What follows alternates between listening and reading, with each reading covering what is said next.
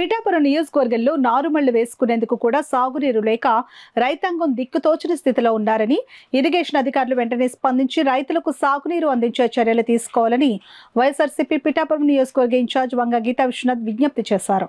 రైతులు వైఎస్ఆర్ కాంగ్రెస్ పార్టీ నాయకులు కార్యకర్తలతో కలిసి ఆమె పాడా కార్యాలయంలో జరుగుతున్న ప్రజా ఫిర్యాదుల పరిష్కార వేదికకు వెళ్లి పాడా ఏపీడీ వసంత మాధవికి వినతి పత్రం అందజేశారు. వెంటనే రైతులకు నీరు అందించాలని ఆమె ఈ సందర్భంగా అధికారులకు విన్నవించారు.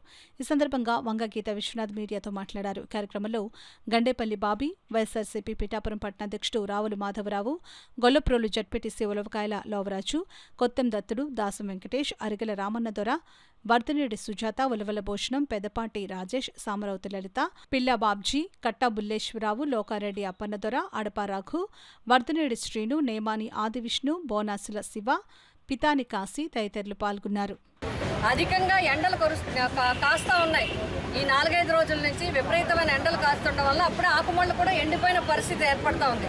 పశువులకి నీళ్ళు లేదు, వాటర్లో గ్రౌండ్ లెవెల్ తగ్గిపోయి నూతుల్లో కూడా నీరు తగ్గిపోయిన పరిస్థితి ఉంది.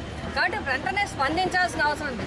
మాకు వచ్చిన సమాచారం ప్రకారం ఏలేరులో 9 టీఎంసీలు ఉన్నట్లుగా చెప్తున్నారు. ఎప్పుడు కూడా పిఠాపురం థాయిలాండ్ మొన్న ఏలేరు వరదలకి వచ్చినప్పుడు దగ్గర 6 టీఎంసీల నుంచి 7-8 టీఎంసీల వరకు వదిలేస్తే పిఠాపురం మొత్తం మునిగిపోయింది. అలాగే ఇప్పుడు నీళ్ళు లేకపోతే పిఠాపురం మొత్తం ఎండిపోయే పరిస్థితి వస్తుంది. కాబట్టి రైతాంగాన్ని తక్షణం ప్రభుత్వం ఆదుకోవాలి.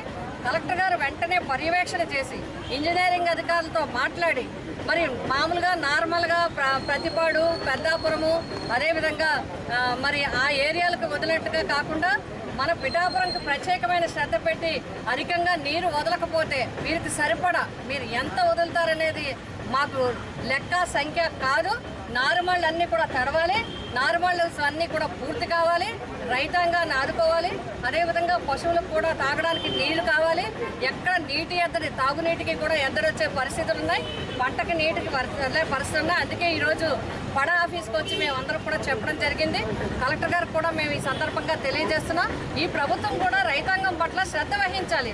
రైతాంగం అంతా కూడా ఇబ్బంది పడుతున్నారు. మీకు ఒకే ఒక్క ఉదాహరణ చెప్తాను. ఒక సంవత్సరం పూర్తయి పైగా 2 నెలలు అయిపోతుంది. ఇప్పటికీ రైతు భరోసా ఇవ్వలేదు రైతులకి.